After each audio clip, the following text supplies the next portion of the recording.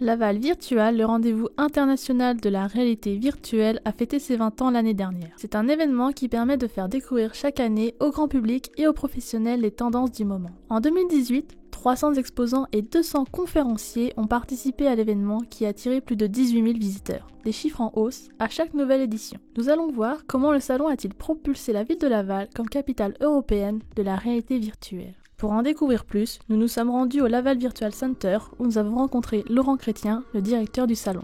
Le salon a été créé en 1999 comme un projet de développement économique du territoire de Laval et avec comme objectif de faire rayonner les travaux qui allaient commencer à se faire en réalité virtuelle, réalité augmentée. La question des grandes dates du salon, c'est vrai qu'évidemment la création a été quelque chose d'extrêmement important en 1999. Évidemment c'était les prémices, c'était pas forcément de la réalité virtuelle telle qu'on en parle aujourd'hui, mais enfin c'était une date extrêmement importante.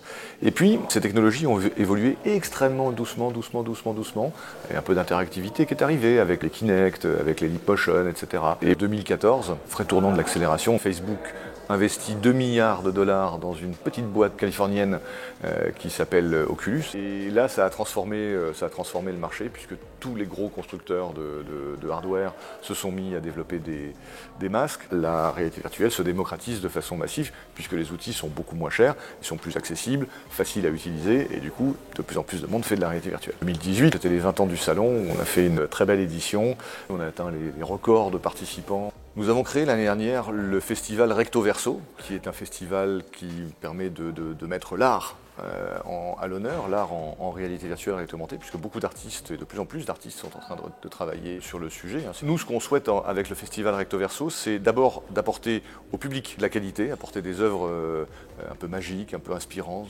poétiques. La ville de Laval s'occupe chaque année d'accueillir ce salon mondial. L'organisation est un moment important pour la ville et pour le maire, François Zocchetto. Pour accueillir le salon Laval Virtual, la ville de Laval fait beaucoup d'efforts. C'est très compliqué d'organiser un salon comme Laval Virtual, mais ce défi, nous le relevons chaque année. La ville engage avec l'agglomération et le soutien de la région et du département des moyens importants, des moyens logistiques, des moyens pour assurer la sécurité aussi, pour accueillir tous les visiteurs. Alors à chaque fois, nous nous retroussons les manches et nous nous disons, cette année encore, on va faire mieux que l'année dernière.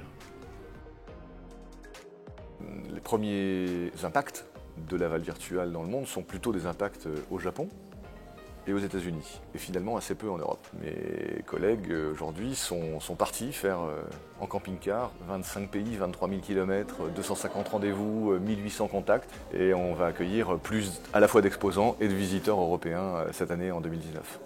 Laval Virtual en est à sa 21e édition.